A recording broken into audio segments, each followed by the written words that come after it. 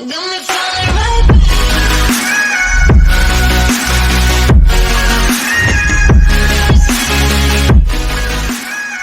everyone, this is Michael Condon representing Toomedtoo. We've got your fix, and this is something kind of special. Last week, after Chapter 1 of The Mandalorian, I put something on my channel that was supposed to go somewhere else, but the way things happen, luckily it got to get posted onto my channel. And there was such a great response from that myself and Michael Pappas decided to do it again. Mikey, what's up, man? I'm so happy to be here. Thank you for having me again. Oh, dude, this is awesome. This is what's so great about our fandom. This wasn't even supposed to be a thing. This was, you and I watching The Mandalorian, the premiere last week, and recording something for your spot that because of life, yep. This is the way it happens that it got to go on mine, and now I have people that I haven't talked to in a year and a half or 2 years almost 2 years since I started doing YouTube that sent me messages saying this was great, are you going to do more? And I don't know, this wasn't a thing, and you and I talked it over, and here we are getting ready to talk about Chapter 2. Let me just tell you, man, we watched the first Star Wars live action TV show, the first episode of Star Wars live action together. And 30, 40 years from now, when, you and I've got kids, God forbid grandkids or God bless grandkids, we were together on a couch watching the first episode together of Star Wars TV. Like real Star Wars TV, not some animation or cartoon. And it was a special moment, man. And you know what, man? You become a good friend of mine over the past 2 years. And that shit was epic, dude. I was so happy to experience that with you, man. And thank you for having me on. Oh, it was a blast. I don't really know if there's anyone else I would have, I could pick to have watched it with, unless it was, I appreciate that, dude. You're my boy. Thank you. Unless maybe Dave Filoni would have called me, then I would have blown you off. But other than that, you're who would you pick? Who would you pick to watch the first episode of The Mandal with? Would you pick Dave Filoni, or would you pick Ewan McGregor to watch the first episode of The Mandalorian? Yeah, the episode we watched. Would you pick Dave Filoni, who, by the way, was the director, but not the writer or the producer? Or would you pick Ewan McGregor, who's my favorite Star Wars Star Wars movie actor? I'm a huge, I don't know if you know this about me. I mentioned it early on my Rogue One podcast. I don't bring it up much lately, but Obi-Wan Kenobi, from the prequels, Ewan McGregor is my favorite. Second runner-up to Yoda, actually, but he's not real. But Ewan McGregor is my favorite actor in the Star Wars movies. So I'm asking you, if you could sit on the couch and watch The Mandalorian with Dave Filoni, or if you could watch it with Ewan McGregor, what would Michael Condon choose? Dave Filoni. Really? Yep. He is. Wow. He is the one that is doing this now. It's if you would have asked, yourself 20 years ago, you can sit on the couch with Harrison Ford or George Lucas. Who are you going to pick? You're right. You're absolutely right. That's pretty much where, we've come full circle. And then we're going to talk about, I know we talked about it last week. And we're going to probably talk about today, just, the influences and, the cinematography that come out, and it's so prevalent that it's the influences of the different genres that take place. Absolutely, man. Absolutely. And I read a bunch of things today that said Dave Filoni. Matter of fact, I heard Jon Favreau say himself in a quote, and it may have been Entertainment Weekly or it may have been another publication, but he said Dave Filoni is the heart of Star Wars after post George Lucas era. if anyone is the soul and the heart of Star Wars, legitimately the heart and the soul of Star Wars, it's Dave Filoni. And Yeah, I mean, I truly believe it, Mikey. that's really what it is. I mean, if you go back to, you know, Clone Wars, or this is kind of a little bit off, but when Freddie Prinze Jr. had his little rant or whatever, a couple weeks back, he learned from Dave Filoni, and it's like, I talked about it on my live stream on Monday. You don't know what George Lucas told Dave Filoni and all the time they spent together, and his mentoring him. Just to jump the gun a little bit, going on to the Baby Yoda thing, Yeah. and people talking about people doing videos. This is what we know about the Yoda species. We don't know shit. Like, we know that there's Yoda. We know that there's Yaddle. We know that Yoda lived to be 900 years old. Mm-hmm. Yeah. We'll get into that later, but it's like, we don't know anything. Who knows stuff? Well, maybe Filoni knows. Maybe George Lucas gave him an encyclopedia full of knowledge about Yoda species, which just hasn't come out yet, that no one knows about. That's true. I do believe in Legends before the Disney, let's call it a pivot, the Disney pivot outside of Legends into canon, into new canon. There were several Yoda species Jedi in either comic books or the old Legends novels, and still there was a mystery behind their their origin, like where they were from. So it's never been said, it's never been detailed or explored for the past 42 years, man. Like, the characters would show up looking like Yoda back in Legends, and then in new canon we've got Yaddle and we've got the baby, but like, there's nothing else. And people who say otherwise, they're just wrong. There's a lot of bullshit being spit out there all day long on social media, and you don't know what to believe. But the facts are that George was very passionate about keeping Yoda and his history a secret for a reason.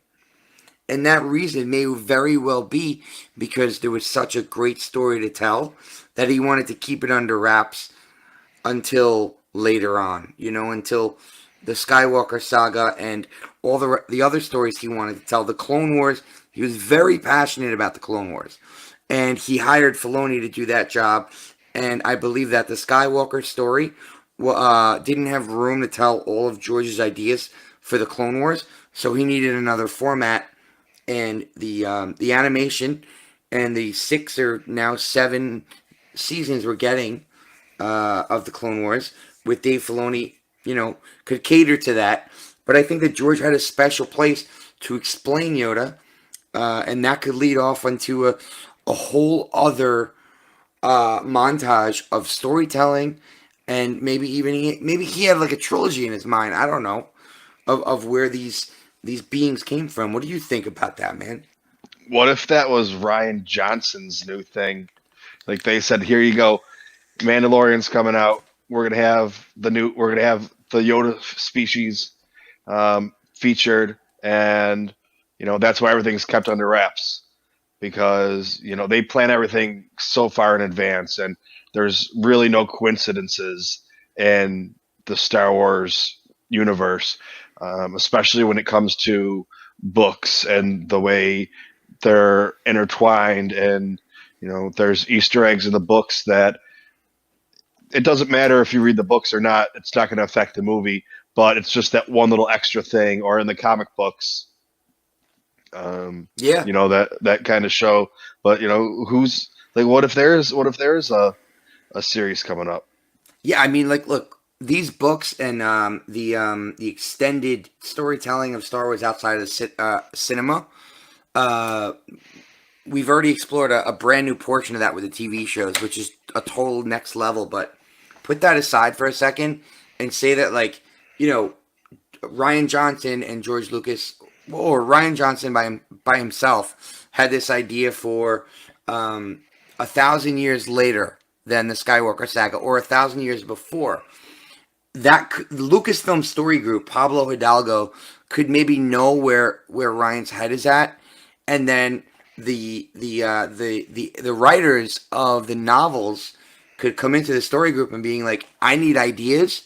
Maybe the story group hints at them a little bit, and they give like a little tidbit here and there, and it opens up another lane of our brain thinking about what, an Easter egg, so to speak, of what could be the next film or what could be the next trilogy, and I think that's where their heads are at right now.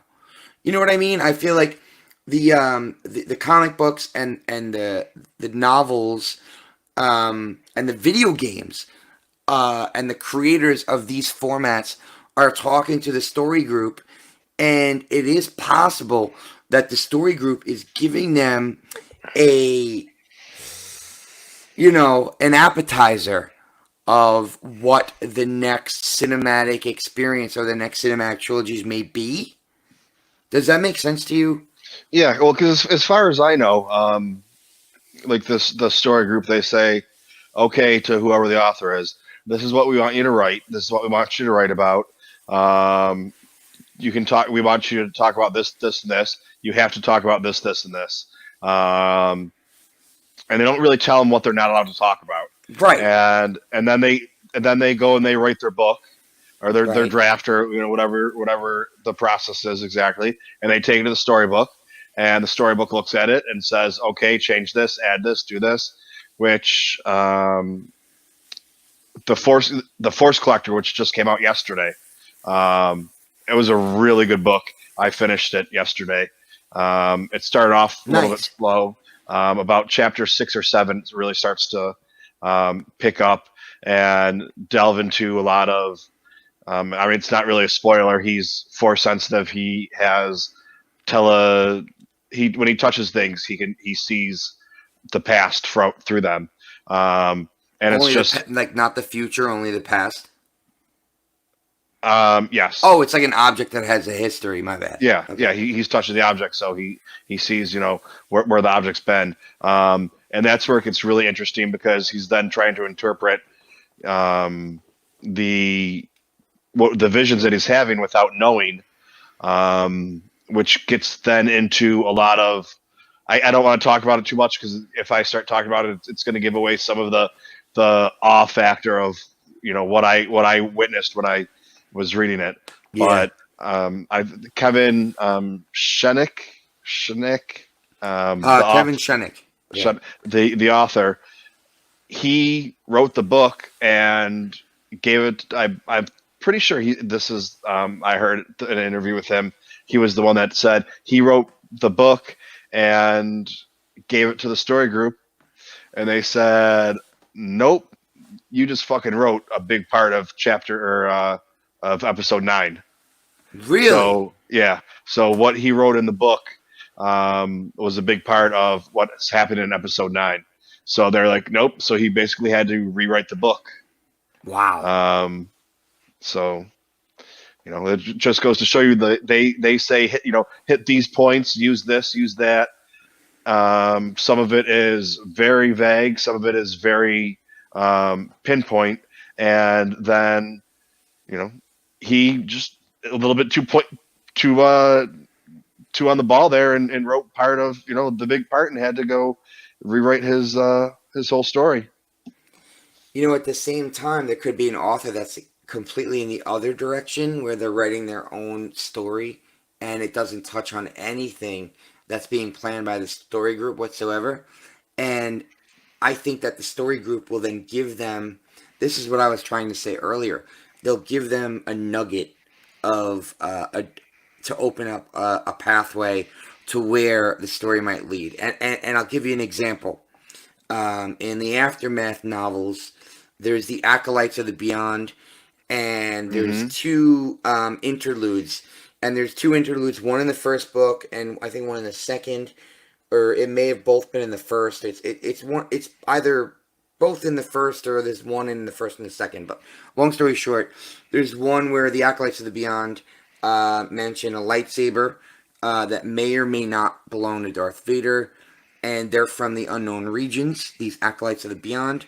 And there's also an interlude that mentions Mandalorian armor on Tatooine being like spit out, or being like rugged and used and beat up, that could or could not be related to Boba Fett surviving the Sarlacc pit. Yep. And when what's his name, Chuck Wendig Chuck was writing Wendig. these books, like maybe he was so far off the beaten path that they give him a little nugget. They opened up a passageway to connecting back to the Skywalker saga, where the author that you described hit it so much on the nugget that, like, they're like, no, dude, like, you totally gotta, like, ex-nay that shit. You know what I'm trying to say? Yep. Oh yeah, because they're gonna give away too much of the story. Right. Right. But it's really cool that he was already thinking that way, the same way that JJ and Chris Terrio were, though. That's pretty cool. But I think we should get into some important stuff. Yeah, man. Let's talk about Chapter 2 of The Mandalorian. All right. Let's do it, man. All right, what do you got for thoughts? What's your...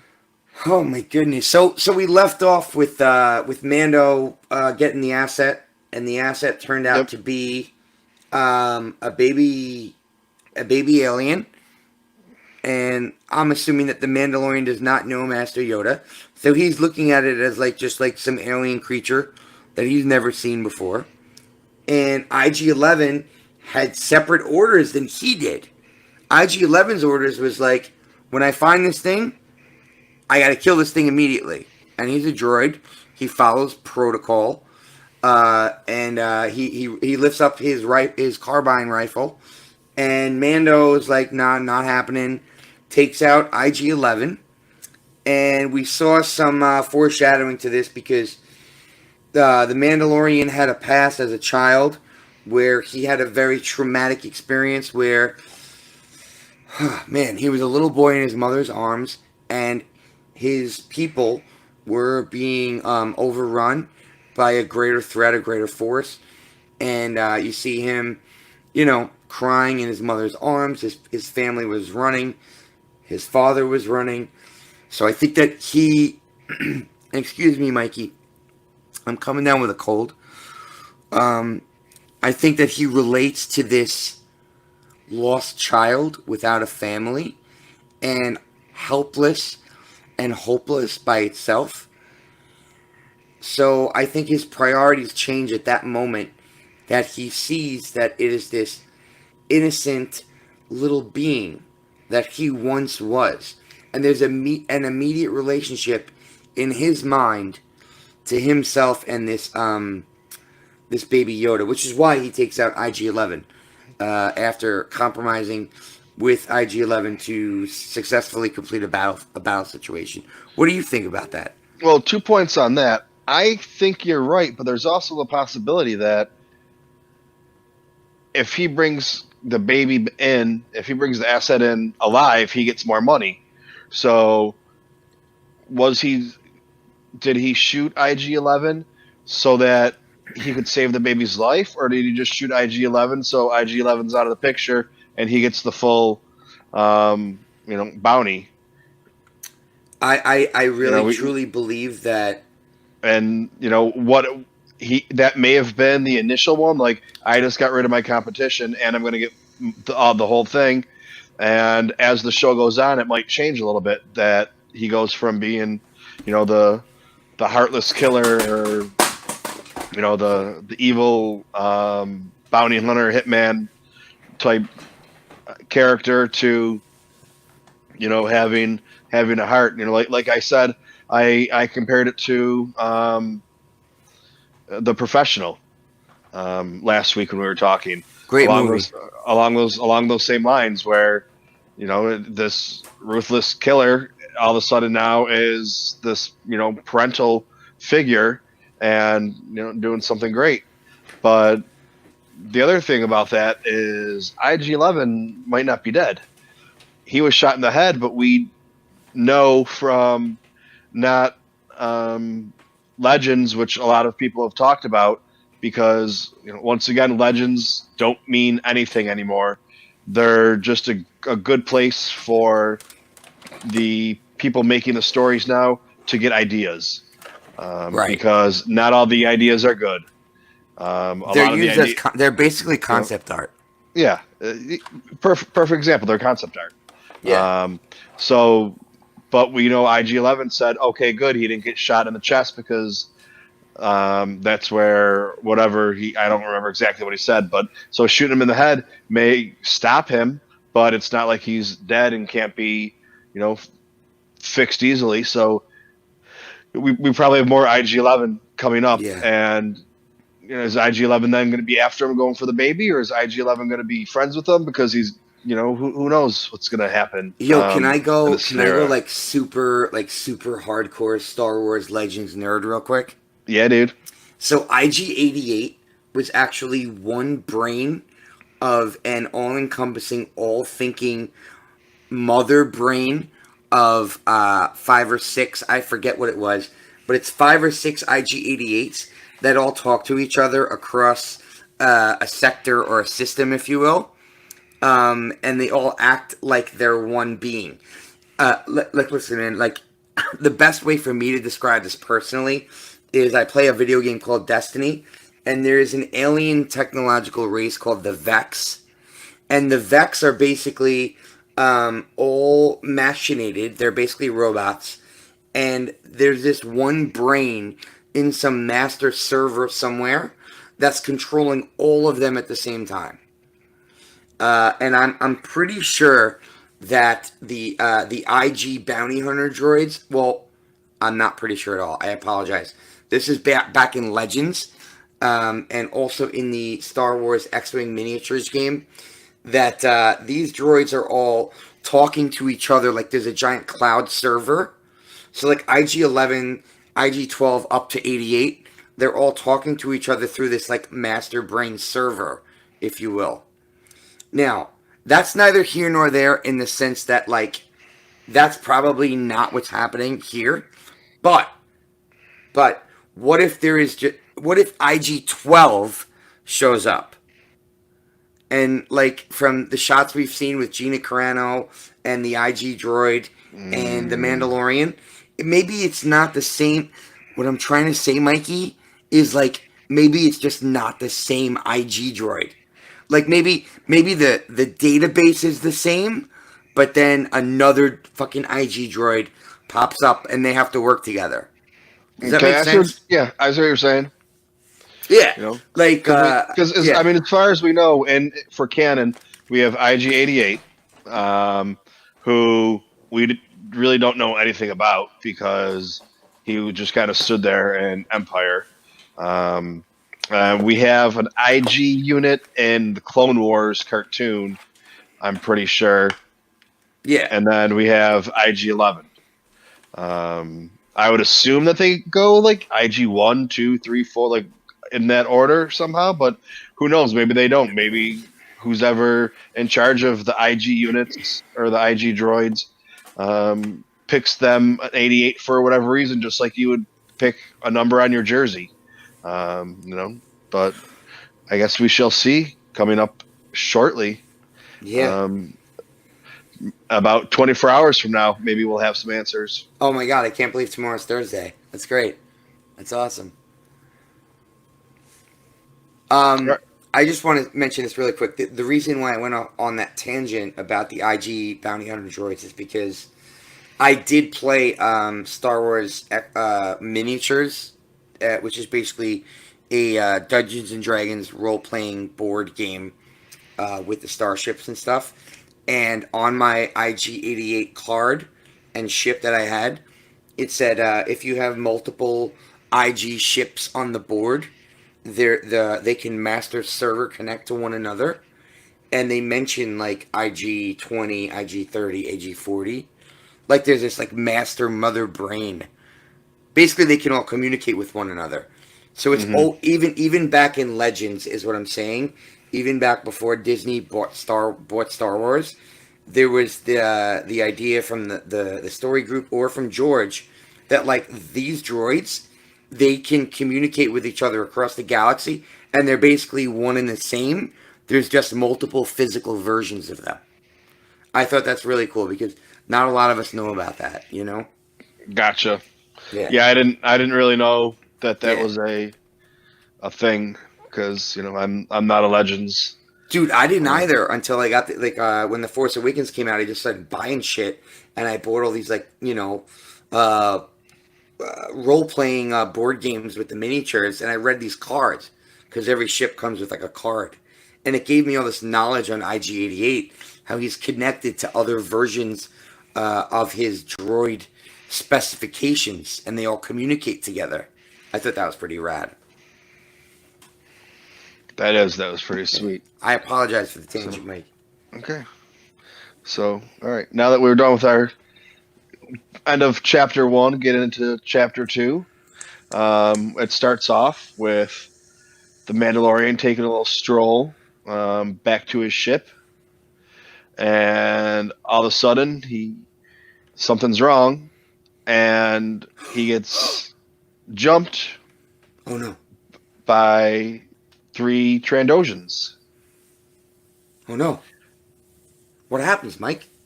Well, he whoops their ass, Nice.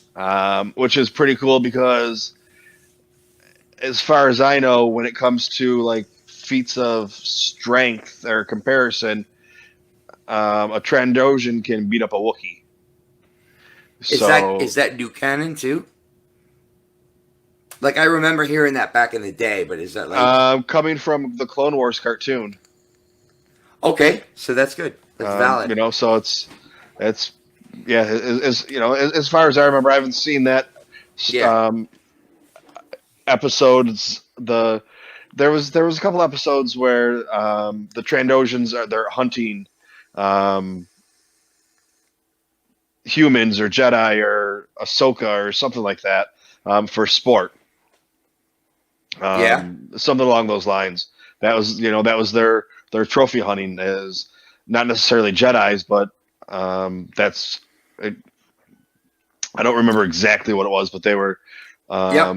Yeah. that's how they got defeated in that series of that arc because the Force strong children were able to outsmart them. I think it was with Ahsoka, but Yeah. It I'm was when she was training the young Padawans yeah, before they made their lightsaber and shit.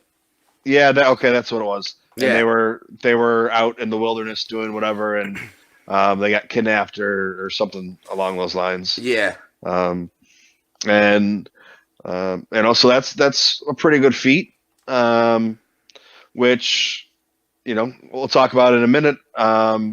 It's kind of funny how he goes and he defeats these three really awesome these I've No, just called they them are. They awesome. are awesome. Uh, They are. They may be evil in our sense of the story, but in terms of strength and power, they are awesome. defeats them pretty much without a problem, and takes the baby, goes with the baby, um, and goes back to his ship. And when he gets to his ship, what does he see? His shit fucked up. Yeah, dude, some Jawas. That shit fucked up. The Jawas came and they started to basically take apart the Mikey, what's it called? The Razor Crest, right? Razor Crest. Yep, Razor Crest. because Yeah. we found out that is the type of ship, or the brand. Right. That's not. We always thought that was what the ship was called. That was the name of it, but it's not. Right. But yeah, so the Jawas were there.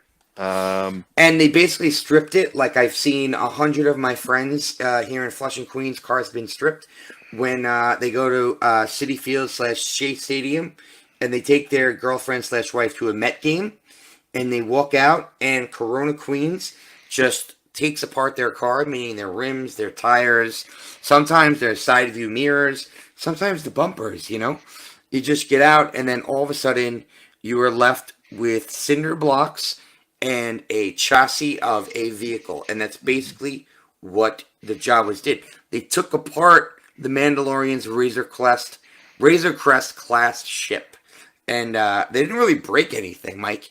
They just kind of like, unsoldered the motherboards and the computer portion of it, and they from the mechanical portion they just took all the parts apart. You know why? They want to trade it. They want to trade it. They want to sell it for their own better. Yeah, it's like you don't rip a radio out of a car. Right. You disassemble the you just you get you take it out. You don't rip it out. Well, why are you stealing it if you're breaking it? Yeah, that's Yeah. I didn't want to get into the whole taking. Well, now you have removable faceplates, so it's a lot harder. But the old versions of it where you have to take stuff apart. But right. So Mike, you're in agreement. Like anything they stole, they made sure that it was workable, replaceable, and sellable, right? Yeah. Definitely. Because somebody was going to get that stuff. Maybe Uncle Owen wanted to buy it. I don't know. Oh no, he's dead. Yeah, he's been dead for a little while now. Oh yeah, my bad. It's all right. Uncle Owen, pour one out for Uncle Owen. By the way, can I don't want to sidetrack your segment here, but let's just confirm off the bat that Jason the Ward confirmed today that this planet is not Tatooine. This planet is called what, Mike? Oh, I forget the name. Avala 7. Okay, I was going to say Kalala 7, but yeah. It's Avala, I believe it's Avala 7. Which is really weird. I haven't, I used to be, up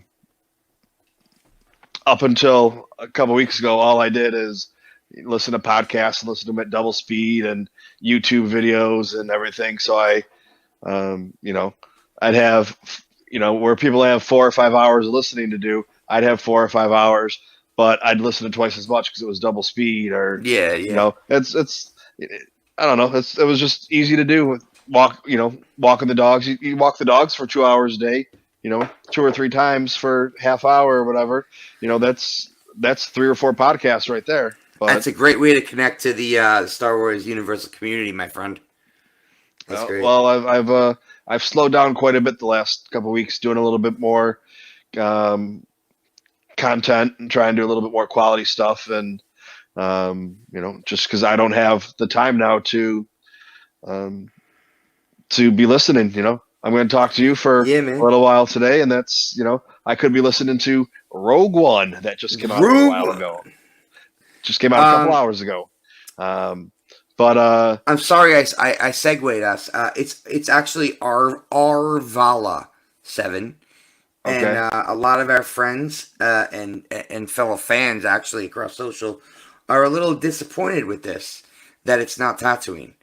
They think it's a bit of a cop out. They think it should have been Tatooine because you've got the sand and you've got the Jawas and all that type of jibber jabber, and it's almost like an excuse not to call it Tatooine because we've had Jeddah and Jakku and Tatooine, and now it's just like another sand mud planet with nothing else, with no plant life and all this type of stuff. I'm really segueing us now. I really apologize. No, that's all right. But it's like the topic of the day. Thing. It would be nice to have everything nice and neat in what we know because it's just familiar. But why the galaxy is huge? It's a galaxy. It's a universe. It's ever expanding. It's ever growing. So right. You can have a planet that looks identical to Tatooine. They could use the exact same set as Tatooine and be like, nope, something different. People are going to be, but it looks the exact same. It's the exact same. It's the exact same rock. Well, you know what? With however many millions of planets there are, things probably look the same. And we got, with the Black Series, we got off-world Jawas, which I would show you if I could, but you can see behind me. I got a couple of the Black Series. but the Jawa is not there. The Jawa is. I'm going to show you something that I probably shouldn't, but the Jawas. I mean, we can see your Black Series. Oh, here we go. What are we looking at, Mike? Oh, we got a bunch of boxes you haven't opened yet. Holy shit, Michael! Oh my God! There's Jawas in there. There's Jawas in there somewhere. Oh, that's a lot of boxes. Oh, bro, that's only about half of it. I got.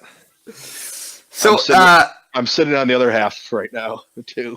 You're fantastic. I love you so much. So in my headcanon, I'm saying that like only so many stars can be inhabitable, and perhaps that like the majority of stars that can be inhabitable, the easy or basically the first planets and the majority of planets that can be inhabitable, which would be the first planets to be inhabitable and not in a Goldilocks zone, but just somewhat make it in the Star Wars galaxy, are planets where there is just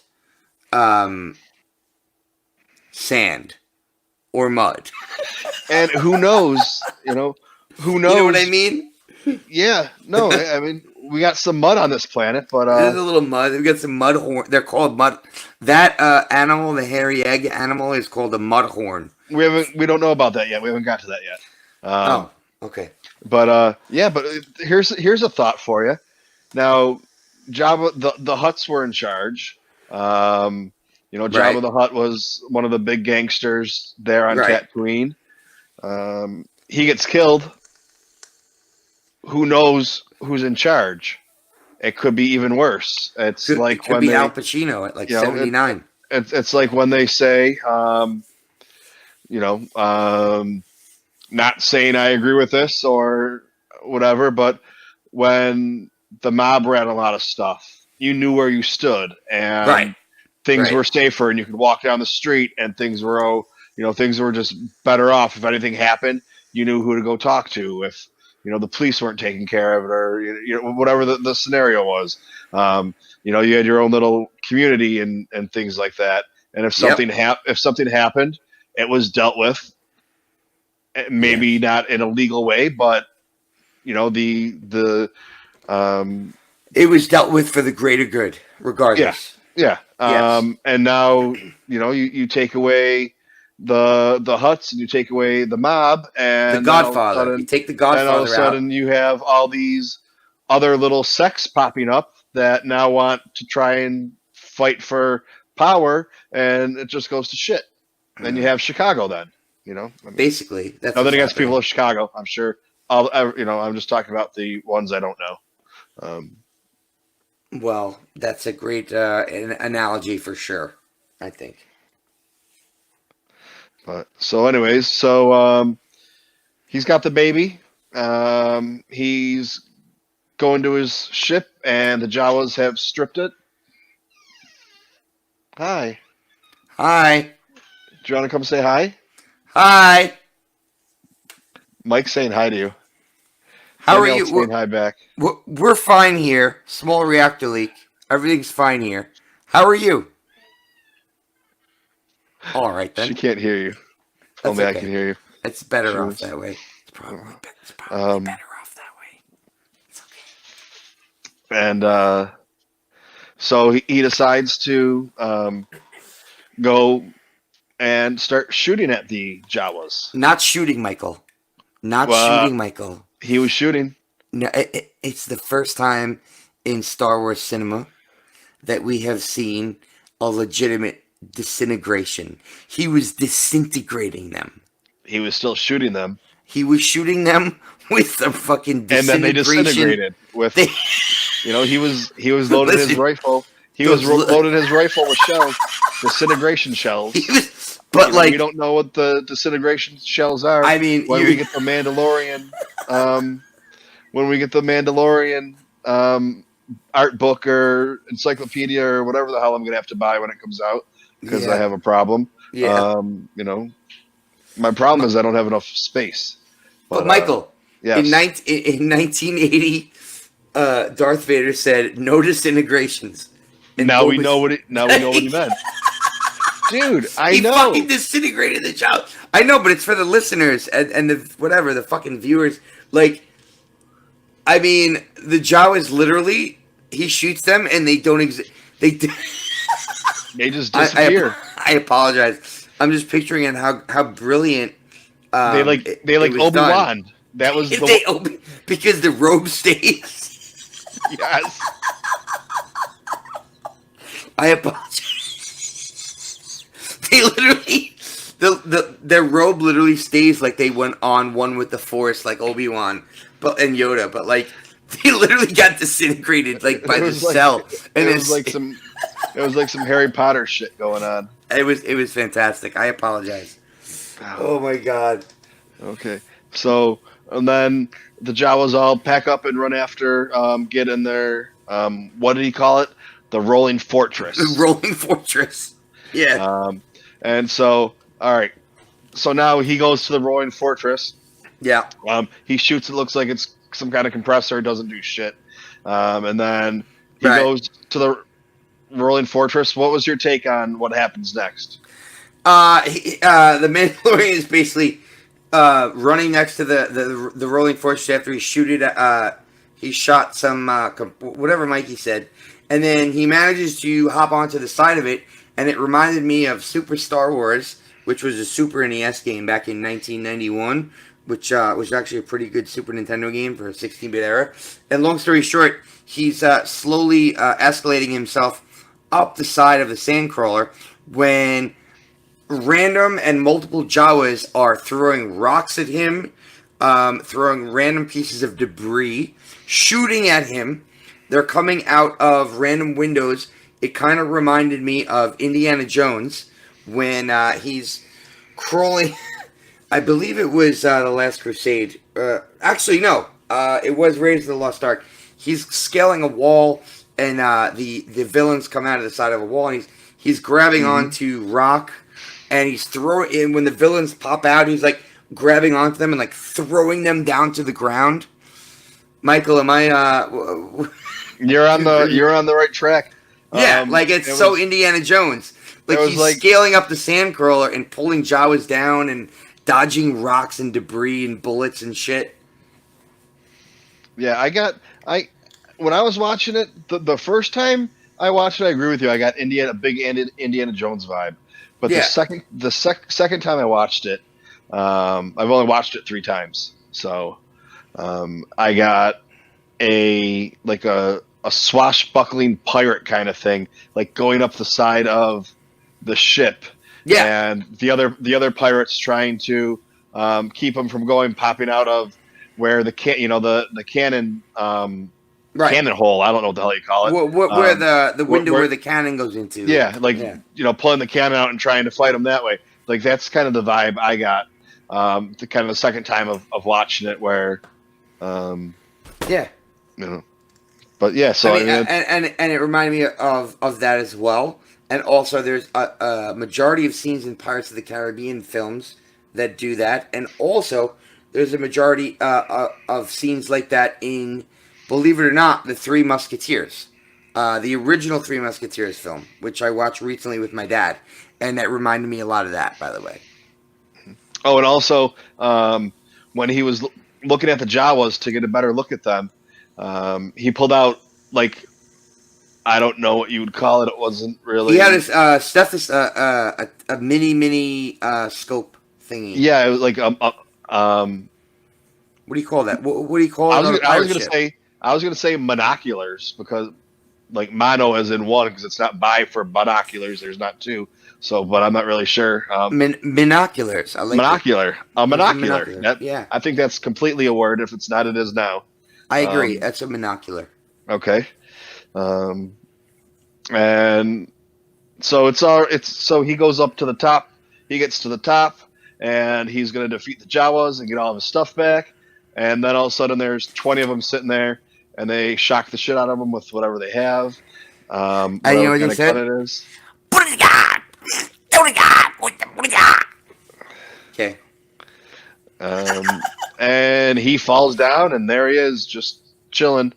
And there's little baby Yoda just looking at him, all cute, going, go, go, go, go, go, go, go, making little coo noises. Cooing. So how fast do you think that baby Yoda's flotation cradle goes if a Sandcrawler goes, let's say in our terms of measurement of speed, 15 miles an hour, 15 to 20 miles an hour, that cradle really kept up, man. I was It did. impressed. I was impressed. It did. I don't think that the Sandcrawler goes that fast, or Well, at 10 miles an hour, say. the Crawling Fortress. I could, Crawling Fortress.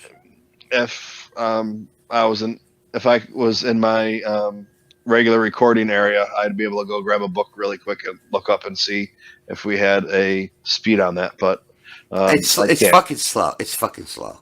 Like, even full speed is probably really slow. But so he falls down off the top of the Sandcrawler and goes back to the ship, and he's looking at the ship, and the ship's just it's gone. There's nothing there. There's sparks coming. There's wires all hanging out. All of his guns and weapons that we saw in the first one are gone. So he's all pissed off. He's defeated. He goes back, walks back to Baby Yoda, basically. Well, Baby Yoda came with him, but he's not leaving that. That's his bounty. That's his meal ticket. He's not leaving that to go anywhere, whether it's out of a sense of responsibility, because we still don't know if those people that he killed were good or not. I still have a feeling that they're, why weren't they rebels, or why weren't they good people? True. Like I said, they're like the Knights of Templar. Right. I still. How do we know that they weren't good people and he killed all the good people, not knowing that they were good people? Maybe they or were. It didn't matter if they were good or not. They were in the way of his bounty. So, but maybe they were the real protectors of Baby Yoda. Yeah, and the bad guys hired him to get the baby. Yeah, so he's the bad guy. We think he's the good guy, but he's a bounty hunter. He could be a bad guy. We don't know yet. So just mass speculation on 30 minutes of TV that we've watched, or an hour worth of TV now. Yeah. But they go back, and so they walk back to home base or whatever it is, and Gary Busey says to him, "No, I thought you were dead." Sorry, Gary. It's Gary Busey. Trust us, it's Gary Busey. Gary Busey. What does he say? I thought you were dead. Okay. And then what does Mandalorian say? I'm not dead yet. Oh, wait, no, that's from Monty Python. I'm not dead yet. Oh, the Knights Who Say Knee. Sorry. Oh, my God. So Gary Busey is there. He comes back to Gary Busey for help. Gary Busey says, I'm not dead yet. And he asks Gary Busey for help. And Gary Busey tells him the Jawas took all of your parts from your ship. And then Mandalorian says, no, they destroyed my ship. And Gary Busey says, sorry, Mike, I'm cutting in. Oh, no, go. That's... Gary Busey says they don't destroy. They just took it apart. Basically, they don't really wreck anything. They take everything off so it's still valuable, so they can trade for it or sell for it. So they're not just like wreckers and this and that. And then Mandalorian says, doesn't matter this way or that way. My ship is wrecked or my ship is gone. It doesn't matter. So Gary Busey Ugnaught says, well, I have a good relationship with these little fuckers, meaning the Jawas. And if you'd like, I can take you to them and we can negotiate a barter or deal or get your shit back. And Mando's got no choice. He says to Gary Busey, all right, let's fucking do it. So they haul their butts, meaning Baby Yoda, Mando, and Gary Busey Ugnaught. They haul their butts over to where the Jawas are, which is like some weird encampment, right, Mikey? It's like an encampment or something. Yep. And then basically what happens is Gary Busey goes up to them. They start getting like really defensive and shit. And Gary Busey's like, guys, chill out. Chill the fuck out. You stole my boy's shit. That's cool. You own it right now. That's your shit. Like, you own it and stuff. But, like, let's talk about how we can make this better for everybody. So Mando comes over. And Mikey, did he just start... I don't remember. Did he just start flamethrowering them? Like I No, remember no, he no, whipped the no. flamethrower out. I know I saw the flamethrower. That is Like, correct. But but so like, they say we want your armor. And like, no, you can't have the Beskar. And oh, I I say, forgot okay, about that. okay, give us the baby. No, Right. you can't have the baby. And then they start making fun of um, the Mandalorian. They call him a pussy base. I They shouldn't have said said he's that. Yeah. and Yeah.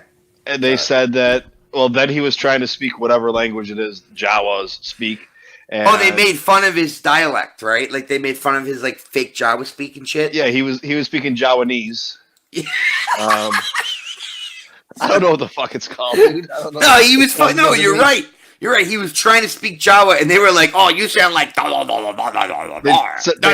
said he sounded like a Wookiee. Yeah. Oh, you sound like a Wookiee trying to speak Jawa or some Yep. shit. And he was like, oh yeah, try and speak this motherfucker, and shoots him with the flamethrower. Oh, that's that Um, Mandalorian anger temper coming out. Oh boy. Go ahead, Mikey. no. Oh, I gotta tell you, I'm gonna have this right now. I need a little snack because I'm hungry. No worries. So check this out. What? Oh, hostess. It with the is mostess. it is a mint chocolate Twinkie.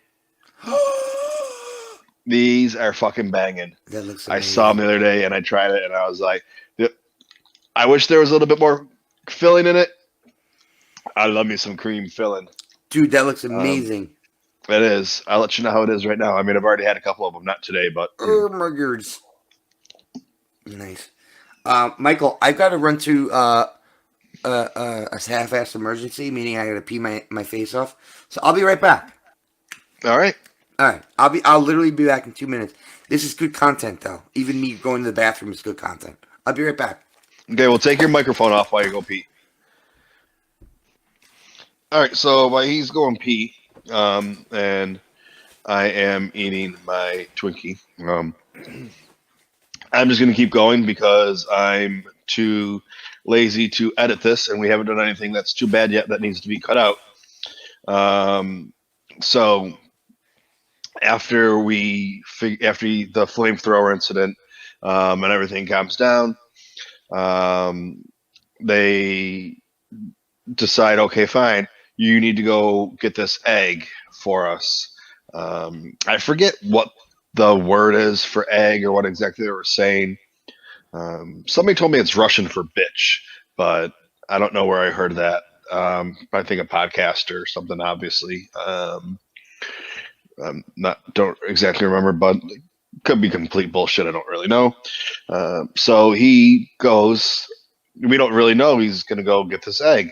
So we see him travel off to a cave, and he's at the cave, and he leaves the baby outside, and he walks inside the cave, and it's all dark and cave-like, like a cave. It's dark and wet and moist and whatever. And he's walking around and searching, and you just all of a sudden see an eye open up, and it's a close-up of an eye, and you hear the gun firing a couple times, and you're like, oh, great, the Mando is going to come out with the egg now, and the next thing you know, he's fucking flying through the air like 20, 30 feet outside the cave. All covered in mud now, all nasty, and this big horned animal, it is called a Mudhorn, I think. We'll double check with Mike on that when he comes back from excavating his whatever the hell they called it in the first episode. He's at the refresher. Oh no, it wasn't a refresher, a tuber for whatever. Anyways, so the Mando's fighting this thing and getting his ass kicked, and he's trying every trick in the book, and it doesn't really matter. This Mudhorn looks like, I can't think of what the animal is called, from episode 2 when they're in the Geonosian arena, and Natalie Portman looks very nice. Sorry, I was just thinking about something. Um, yeah. So, anyways, Natalie Portman's all dressed in her nice white outfit and fighting. Doing, she's like really the one that kicked ass in that whole thing. But this Twinkie is really good. I highly suggest. I am not sponsored by Hostess. If they would like to sponsor me and give me free cupcakes and Twinkies, that's all they have to do. They don't even have to pay me. Just keep me going with pastries and whatnot, and I'll be happy. I'll give you my address, Hostess, to send the boxes. Um, yeah, hang on. Mmm.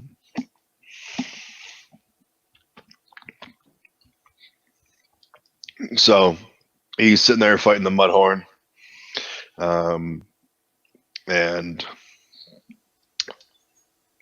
that's a long pee that he's taken. I don't know where the hell he had to go.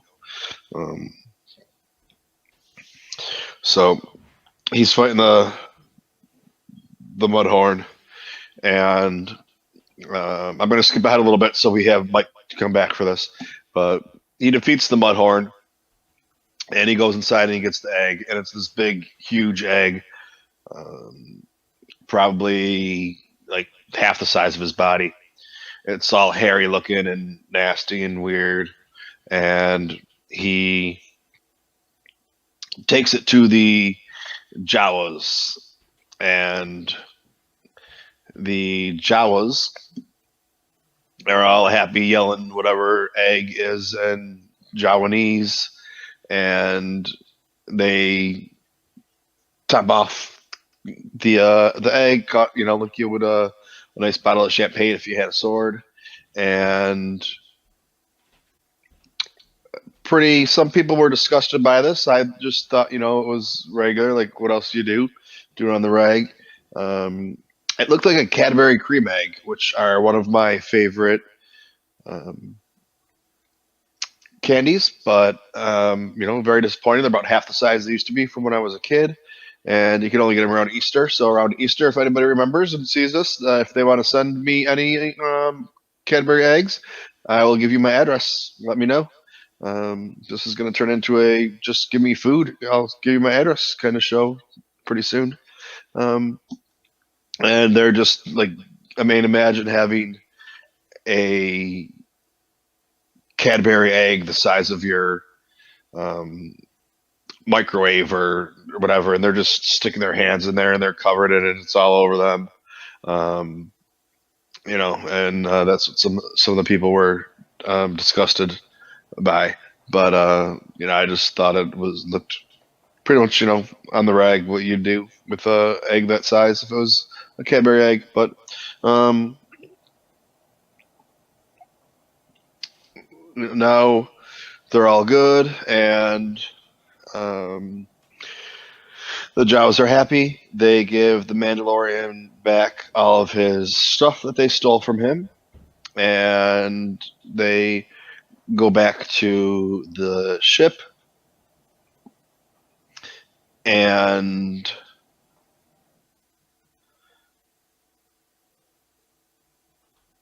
I wonder where Mike is, because I'm almost done talking about this. There's some stuff we still got to cover, but they go back to the ship, and they're getting ready to work on the ship, and the Mandalorian's like, "Oh, this is going to take days for us to fix." And Gary Busey is like, "Well, you can help out, not telling him what to do because he's his guest, remember, in his homeland or area. But they don't really show too much, but you're assuming a little bit of time has passed because the ship's up and running again, and the Mandalorian tries to get our pay Gary Busey again, and Gary Busey's like, "No, I don't need any money. You brought peace to my home, my land, my area, whatever." That's really all the payment I need. That's what I wanted. That's what you came here, That's why I wanted. That's why I helped you because I wanted you to do this, and you did it. So now that's all I want.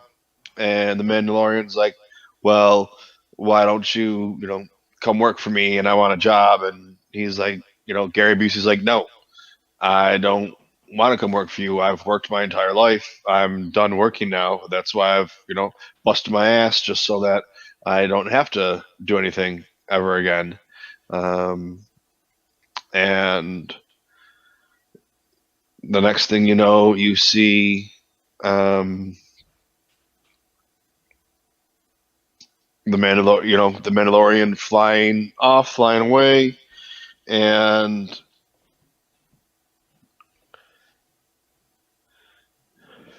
waving goodbye to Gary Busey and flying off into space.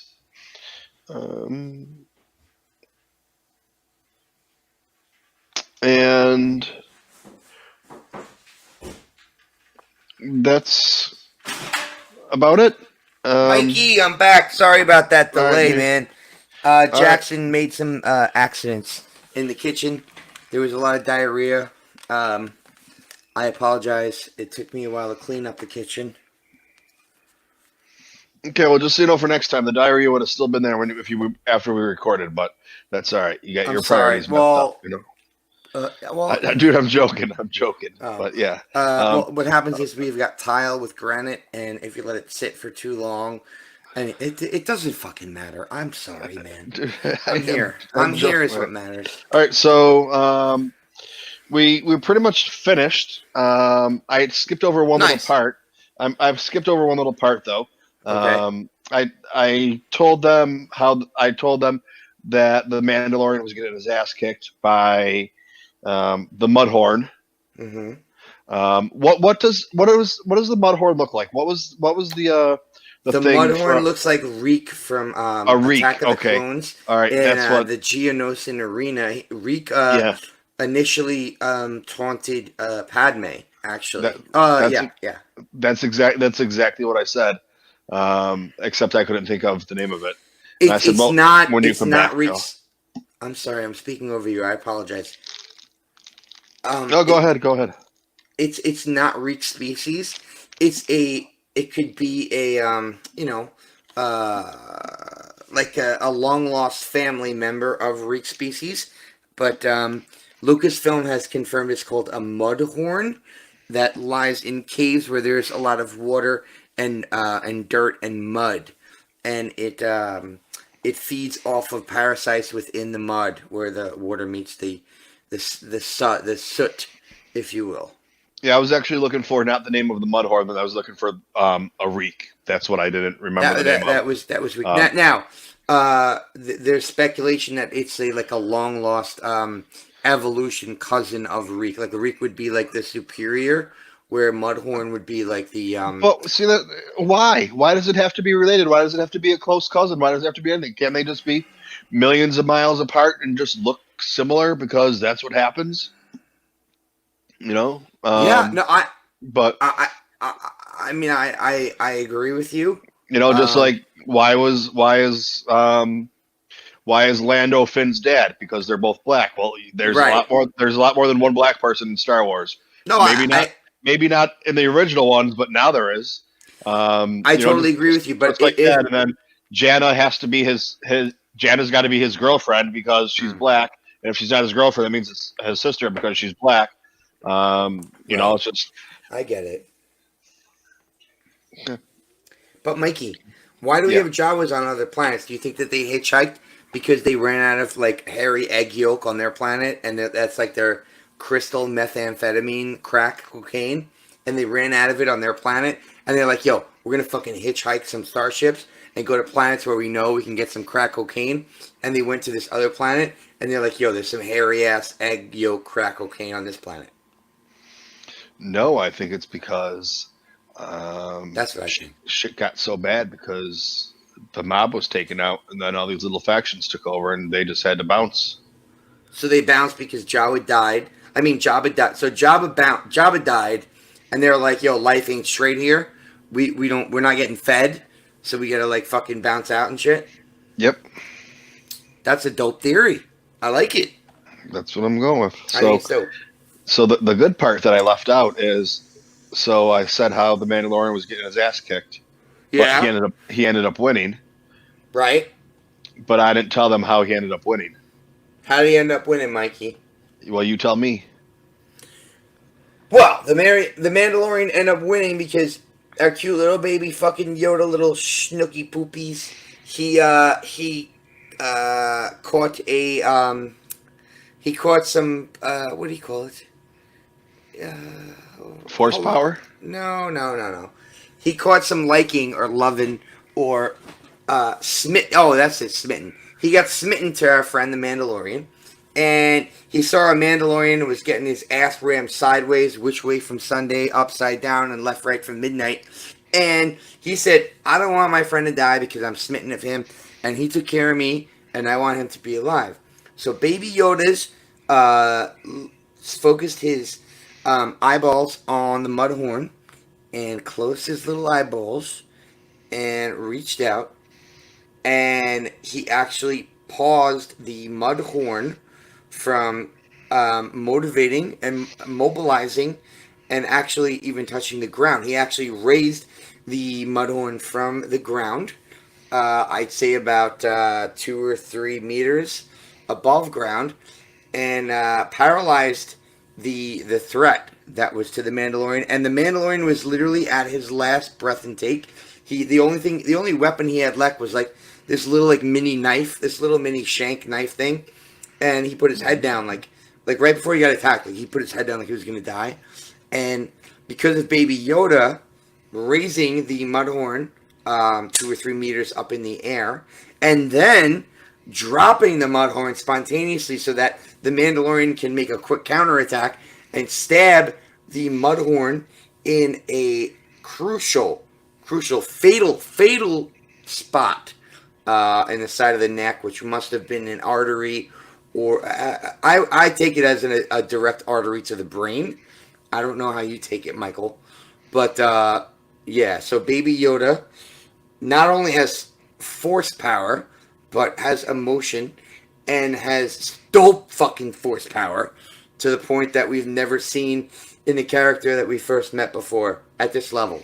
Michael, what do you think? I think that's 100% correct. And I actually, I don't know if we even talked about this that first time we watched it, but Yeah. I left a message for at chat. I'm pretty sure his name's Nick. Could be wrong with that. I feel like an asshole if I'm wrong, but I think it's Nick.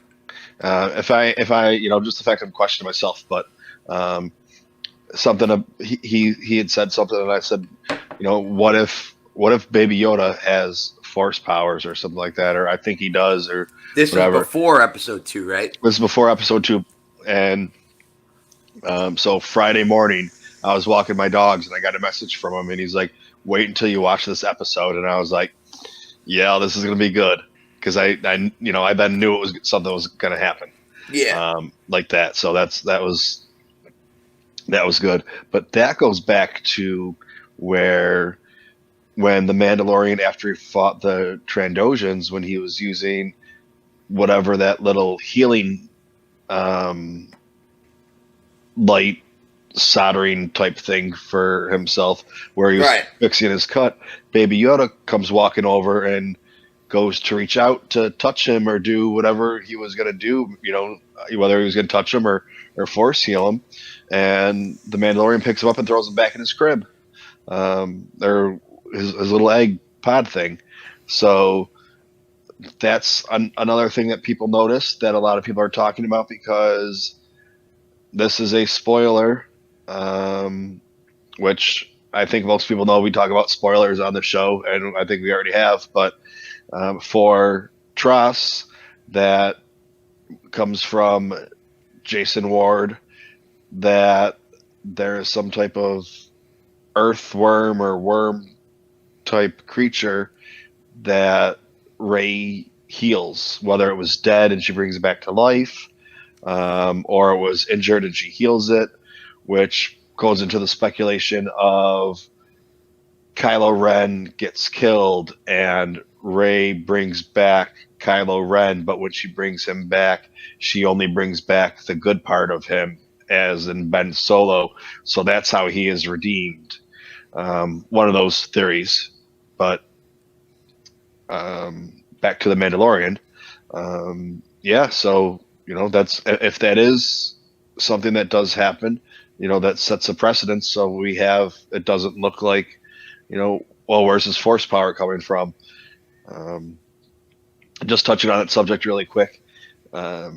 You have a baby Yoda who doesn't matter how old it is, it's still a baby or an infant or a toddler. Right. Whether maybe it doesn't understand basic, that's why it's not talking. But if you Maybe look, it's taught the Force first before it's taught language, like the reverse opposite of like humanoids or whatever. I mean, that's a good chance. But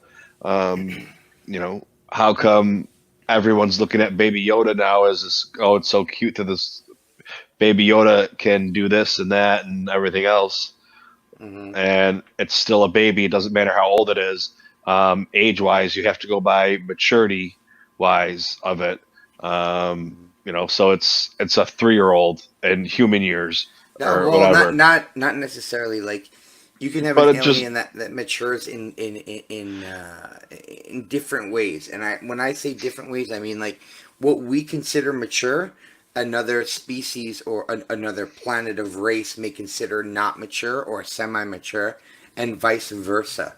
Right? well, it might Like also be completely mature, but just not physically mature. So even, it's 50 years old. It's still mature. It can do everything. I mean, if you remember, Yoda was always slow moving and didn't really do anything dramatic except for the few times we saw him fight. But the rest of the time, it was just slow movement, things like that. That's what the baby's doing. Maybe the baby's completely I mature and yeah. just small. Um, the baby's completely mature. It's just small in stature, and by the time it's 100, it will grow because Yoda was 100 when he was a Jedi Master. So it's the power of the Force that makes him strong as a Jedi and as a Right. Master, not the fact that he moves fast. Well, we see him spin around going crazy, but that's a little bit different. But you Michael, understand basically what I'm trying to say. I 100% understand what you're trying to say. I believe that there could be alien space, let's just keep it to Star Wars Galaxy. I believe that a race like this Yoda type race or Yoda race could potentially, perhaps, theoretically, um, mature very, very quickly on intelligence and spiritual, and mature very, very slowly on social skills, communicative skills, and physical being very, very slowly. So, this baby could be extremely intelligent and also extremely powerful with the Force through spirituality, maturity, and be very, very slow, um, maturing with social skills, communicative skills, and physical being. I think that that's the angle that Filoni and team are trying to take here.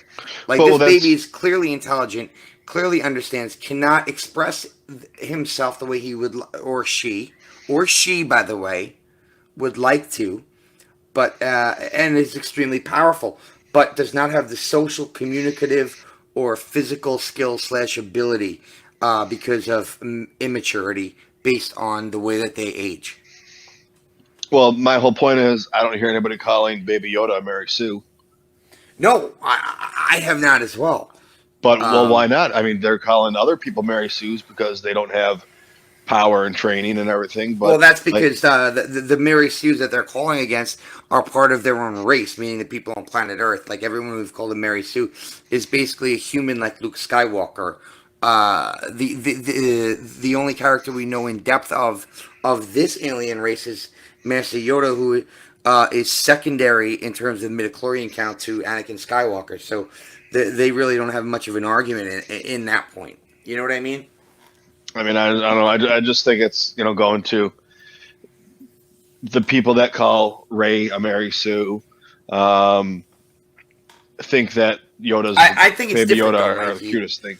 I don't know, I Mikey. mean, I don't know. I I don't mean, know. but we don't know anything about Baby. That's the whole point, though. We don't know anything about Baby Yoda. We're just speculating that they advanced, you know, in the Force, Right, um, right. much faster or whatever. But we don't know. But anyway, so that goes into after Baby Yoda does this thing with the Mudhorn, um, he passes out. He falls asleep. He uses all of his energy, um, and he's still alive. Gary Busey makes sure he's or asks the Mandalorian, he's still sleeping. He's okay though, and what happened? And Gary Busey wants to know what exactly happened, and the Mandalorian says, "I don't know," which makes me believe the Mandalorian has no idea about the Force. Um, because even if he had never witnessed the Force or saw the Force used, if he had heard stories about the Force, he would still have an idea. And he was just, I don't know. So, that brings up a good topic, which hopefully we find out a little bit more of. Is he just like a country bumpkin? Well, And listen, if he's 35 years old, he's about a decade and a half older than Luke. Um and there was no Jedi. I mean, Ezra was not seen in that time period. Luke Skywalker, Obi-Wan Kenobi, they were nowhere to be seen. He heard stories about the Force. It makes total sense to me, man, dude. Like think about it. Like really think about it. Like if he's 35 years old as a Mandalorian, right? And he's heard stories of the Jedi, but he's never seen any action of the Jedi or the Force before in front of his eyes. It just makes sense, bro. Like the timeline of his lifespan at where we're at makes sense. No? oh no, it does make sense. Oh, And okay. yeah, I was posing more of a question of, um, yeah, I don't know, it wasn't necessarily rhetorical, but My bad. um, oh no, it's all good because that's what we're here for. And so but why did he never see it? Was he never taught? They went and hunted down all the Jedi. So even a few years after all the Jedi, even a few years after Order 66, people didn't know about the Jedi. Um, Hmm. anything that was Jedi related was destroyed, and unless you knew about it firsthand, you probably had planets and systems that never really knew about the Jedi.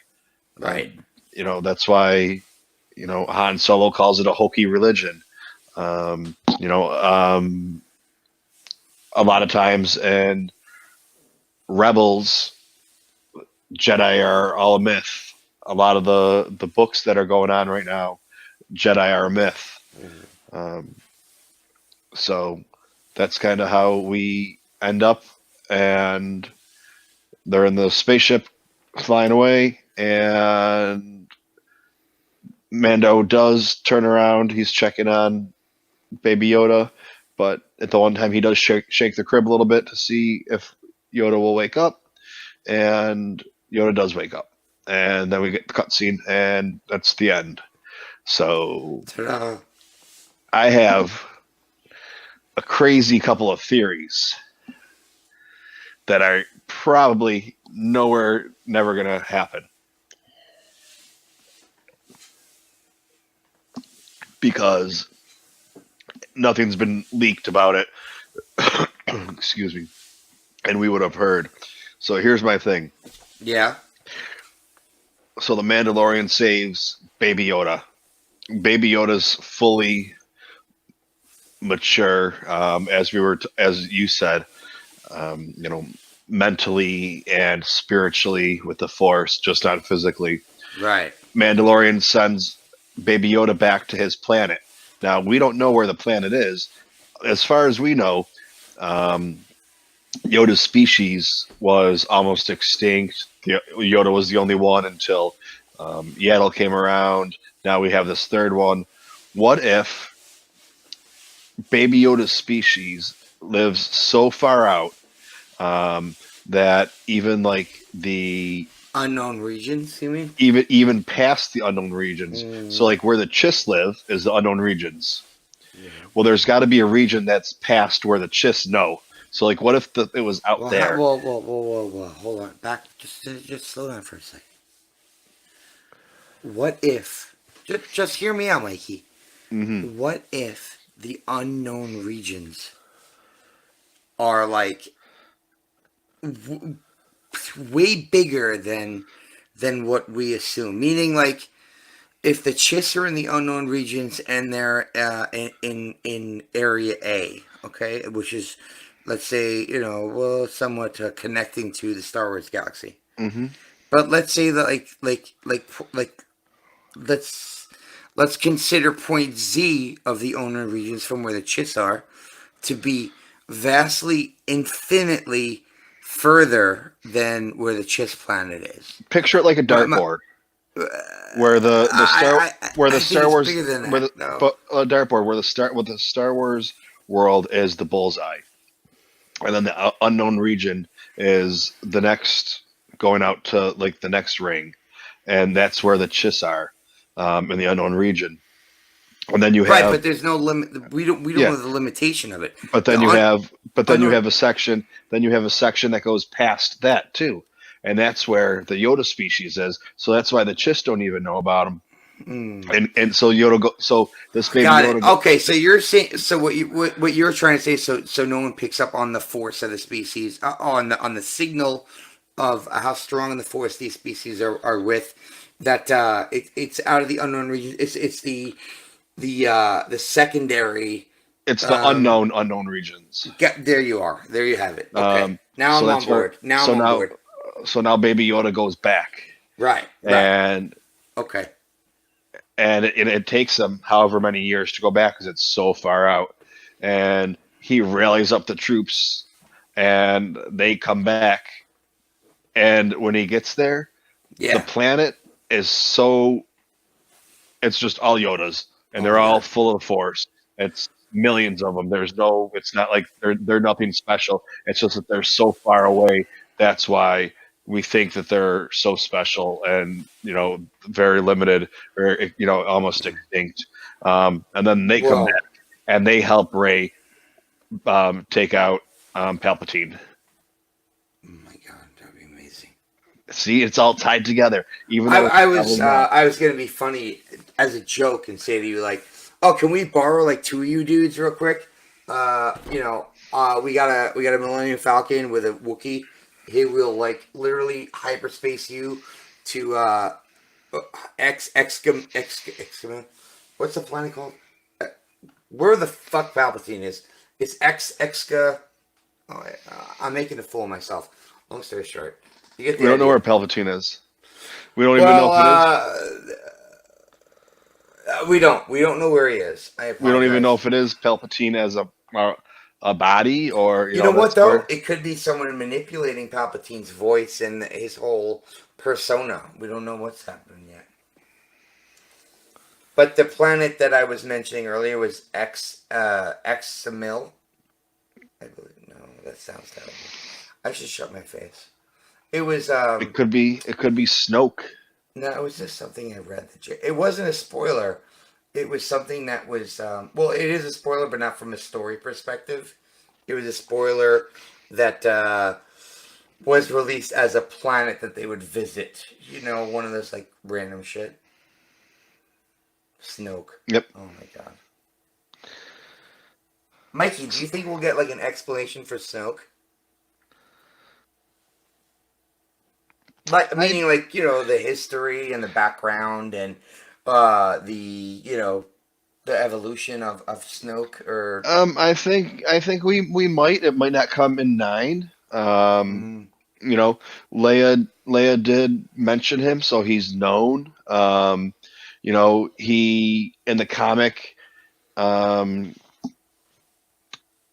Ben Solo decided to go to him because he considered him a friend.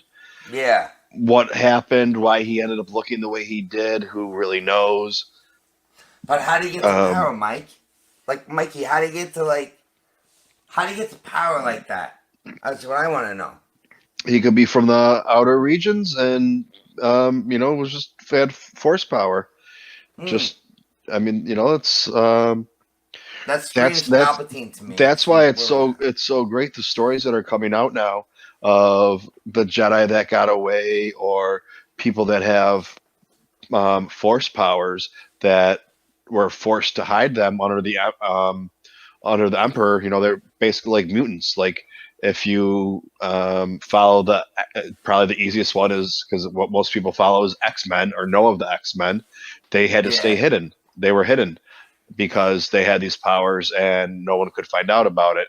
And when they did, then they got shipped off for testing, or the Star Wars world, if they were force positive or force um, Sensitive. sensitive, they ended up getting killed for it, Yeah. because you couldn't have anybody like that. Right. So Listen, I man. don't I really. just I just hope that we get some answer to.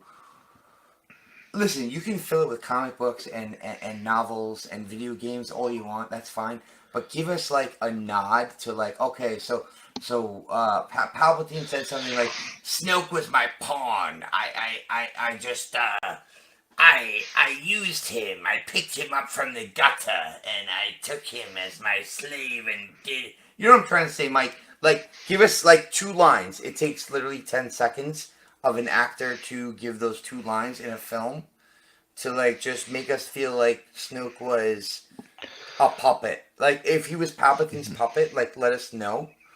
Or don't just not acknowledge it at all. You know what So I'm if trying to say? if Palpatine just says to Kylo, um, "You thought Snoke was powerful. He was a no one." Is Yes. that's Well, fine? I think that's fine, but I also want to hear a connection between the two. But then So you I already. But I mean, that would be implied that you know he's a he no he's no one. yeah, he was a nobody, meaning Palpatine's pulling the strings the entire time. So we would know that Palpatine sought him out or put him in power or did whatever he wanted to do, just so for his scenario to run its course, for needing Rey and Kylo to be together, so the two of them with the Force would be able to bring him back as a person, because that's how he was able to cheat death, and he found the way that he was telling Anakin about the tragedy of Darth Plagueis. Nice. No, that was great. I, yeah, I agree.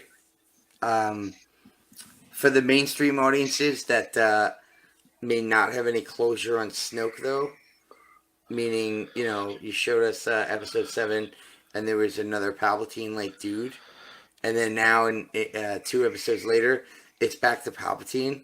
Where's the connection? But I just feel like go ahead. do you think the mainstream audience cares about Snoke? It was just some bad guy. We care about Snoke because we That's a want good to know point. what it Oh, is. But the that's a mainstream, really good point. the people that go see the Star Wars movies because they see Star Wars movies, and they watch them when they're on TNT and don't really think anything of people's background stories, and couldn't tell you about Snaggletooth and who was on um, Jabba's No, sail barge, that's a and really who good was, point. they have, is just like, I don't know, like what happened to, what's the story about the Gungan king? I forget what his name is. Oh, What's Boss what? Nass. Yeah, Boss Nass. What's his story? You know, This is different, Michael. This is in direct relation to the outcome of the Star Wars, of the Skywalker story. It's a little different. no, Well, it's not. that was It Boss Nass was indirectly associated. It's a little bit different. He was Snoke has nothing to do with the story. He was just there as a pawn. He was just. well, in terms of Ben Solo during the Force Awakens era, Snoke was the one that manipulated him to the dark side off of Luke Skywalker's Jedi school. I mean, it probably plays a much larger part than Boss Nass. I mean, Michael, come on, think about that. For real I quick. forgot to tell you. I was going to do something for you. What? Let me see. When we were talking about the Jawas and they wanted their Who did their it? shit. Yeah, that You were wasn't supposed me. to get this. You were supposed to get this. What? $20. Give me $20, bitch. Give me your $20. Anyway, sorry, my voice is a little sore. I forgot to do that. That was great. Give me $20. My voice, I'm telling you, I'm getting sick. Guys, the Toomedtoo channel is on fire tonight. We are on fire tonight. This is our first episode of me and Michael. So if you're enjoying this, you guys have no idea what's coming. It's 3 o'clock in the morning. I've had about 20 drinks before I even recorded this because I didn't know this was going to happen for sure because I have a lot of personal things going on. So if you like this episode, you guys have no idea what's coming this winter when there's a blizzard outside my door. I'm just letting you know. And Michael is fantastic, and he's my guide, and I will be his entertainment for him. And hopefully that relates back to you. I'm going to go back, rewind, sit. I was going to do an Ace Ventura thing. Anyway, so Michael. Yes. I believe that Snoke is really, really important. And I don't know if you feel this way, but I think that we need to hear an explanation on how... Oh, man, fuck. I think that if Palpatine is back, that we need to hear Snoke was his pawn, and that he manipulated Snoke. Or if that's not the case, that, like, he indirect, as I have foreseen it. Like, he indirectly knew that Snoke was going to try to make that position, that play, and made some chess piece moves to, like, whatever, like, his dark side shit, to make sure that, like, Snoke would fail. And then he would do what he did after that. I don't think it's okay. I know you feel this way. I know that you feel it's okay to just, like, let Snoke, like, get killed in Episode 8 and we don't talk about him again. I think a lot of people out there want to know that, like, Palpatine was the ultimate puppet master, or that, like, he promised Snoke, or he promised Snoke that he was the new Padawan, and I'm promising you everything. Do this, manipulate, like, young Ben Solo, that type of thing. And I think we're gonna get 2 or 3 sentences in Episode 9 that we're gonna talk about for a really long time after that film comes out. I just spoke for a long time. I'm sorry. Go ahead, Mikey. I mean, if they do say something, that's cool. If they don't say anything, that's cool. I mean, I just don't think it needs to be addressed in a movie because the Star Wars fans want it addressed. My